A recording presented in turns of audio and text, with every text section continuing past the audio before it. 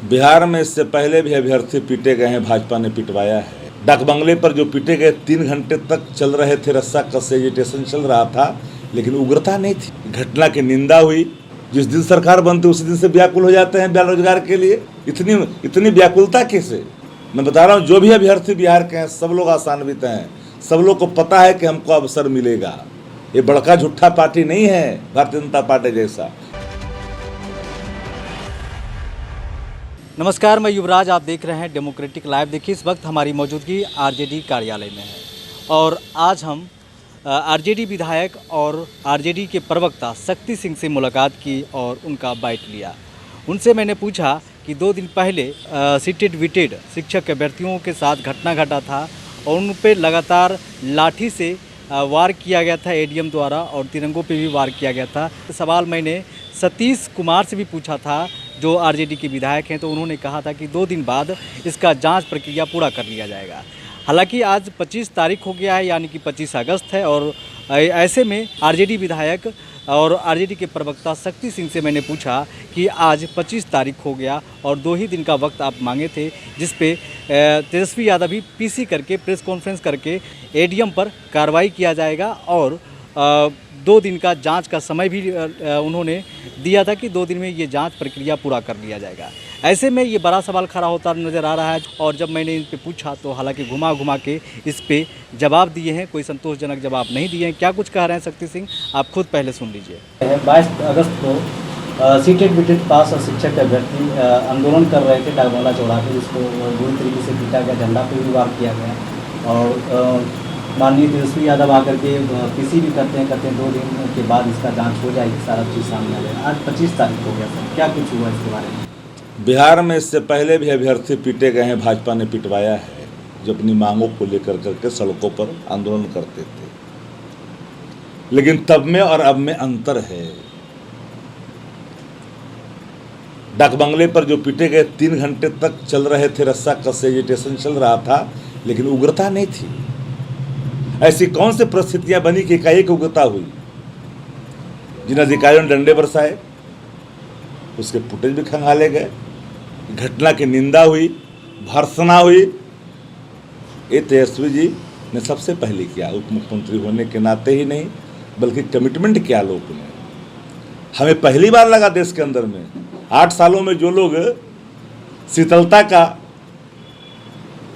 लेप लगा के बैठे थे, रोजगार के नाम पर चुप्पी साधे थे, जिस दिन सरकार बनती उसी दिन से व्याकुल हो जाते हैं बेरोजगार के लिए। सरकार को 10 डबल होने दीजिए। विश्वास मत 24 को हासिल होना था, हो गया। इतनी व्याकुलता कैसे? मैं बता रहा हूँ, जो भी अभ्यर्थी बिहार के हैं सब लोग आशान्वित हैं, सब लोग को पता है कि हमको अवसर मिलेगा। ये बड़का झूठा पार्टी नहीं है भारतीय जनता पार्टी जैसा, ये जुमला पार्टी नहीं है, भारत जलाओ पार्टी नहीं है, एक समाजवादी विचारधारा के लोग हैं।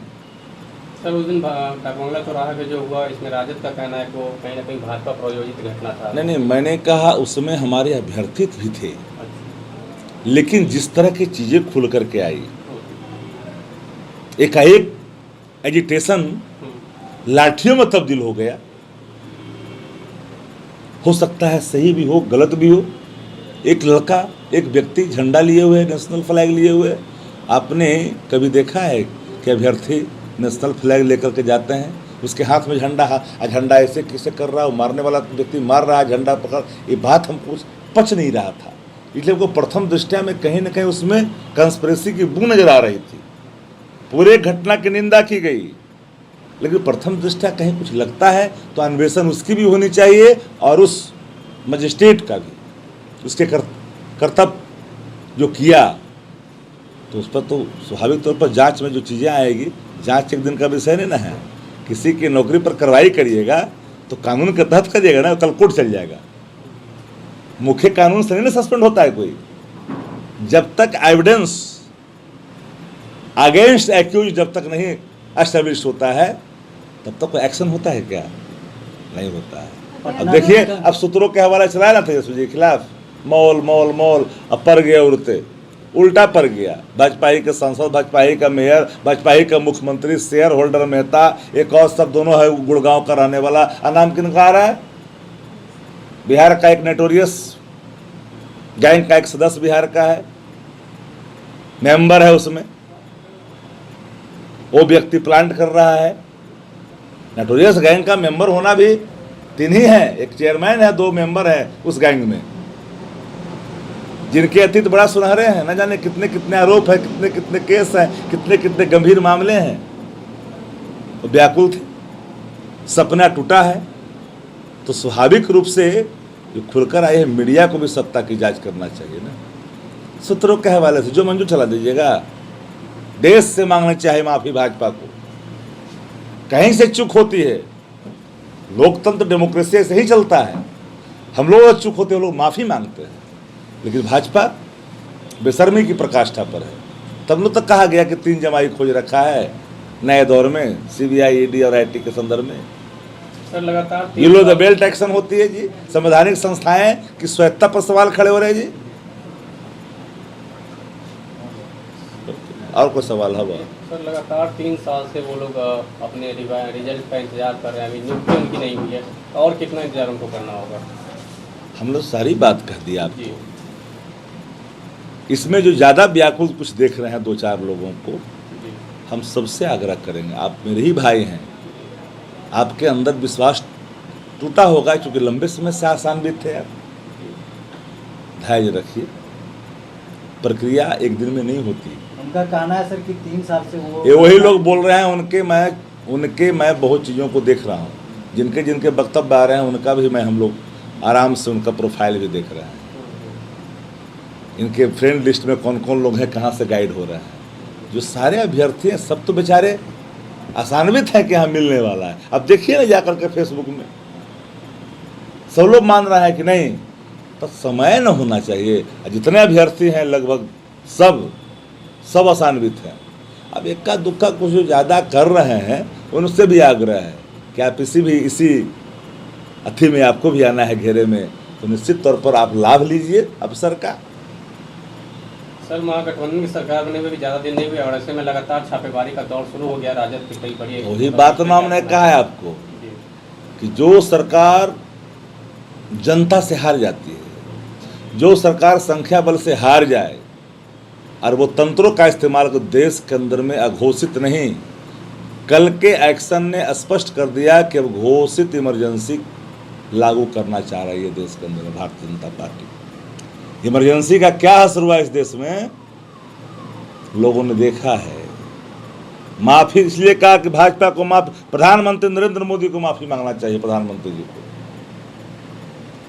क्योंकि आपके अधीनस्थ आता है सीबीआई। कैसे अनमैच्योर्ड इंफॉर्मेशन के आलोक में क्रिएशन हुआ रिस्पॉन्सिबल। हम सीधे चार्ज करते हैं प्रधानमंत्री जी को, गृह मंत्री जी को, सफाई दें या देश से माफी मांगें। सर आखिरी सवाल ये है कि 2024 में बोल रहे हैं कि केंद्र से भाजपा साफ हो जाएगी, क्या इसका आपको दिखता नहीं है जी? जिसको जरा सा भी हल्का सा भी राजनीतिक समझ होगा वो तो समझिए ना जाएगा बात। अब शासक पार्टी एक तरफ आ गया तो बिहार में भाजपा 1 सीट जीतेगी, आपको लगता है क्या? आज तक ऐसा हुआ है क्या कि गोलबंदी के बाद भाजपा कहीं टिकी है? सवाल नंबर 1। सवाल नंबर 2, 8% सीधे यूपी में धंस जाएंगे ही। अब बताइए कि बंगाल में कुछ दिखाई नहीं पड़ेगा, जो लाए वो खोना पड़ रहा है इनको। अब बताओ भाई साहब, मध्य प्रदेश में स्थिति बहुत खराब इनकी चल रही है। गोलबंदी इतनी तेज है कि भाजपा को पसीने छूट रहे हैं। तो 4 गो राज्य में आप कहीं दिखाइए दे रहे हैं। उड़ीसा आपके हाथ में है नहीं, दिल्ली आपके हाथ में है नहीं, पंजाब आपके हाथ में है नहीं, साउथ आपके हाथ में है नहीं, हिमाचल आपके हाथ से जाने वाला है आने वाला कुछ ही दिन में, कर्नाटका भी आपके हाथ से जा ही रहा है। तो किसके बल पर सत्ता में आ जाइएगा भाई? अरे 100 की संख्या नहीं पास करेगी भाजपा। कहाँ है आप? एक सवाल और पूछ लेते हैं। 2024 में क्या नीतीश कुमार प्रधानमंत्री कैंडिडेट होंगे या फिर कुछ और होगा? प्राइम मिनिस्टर चेहरा इज नॉट फाइटर, कोई मैटर नहीं है।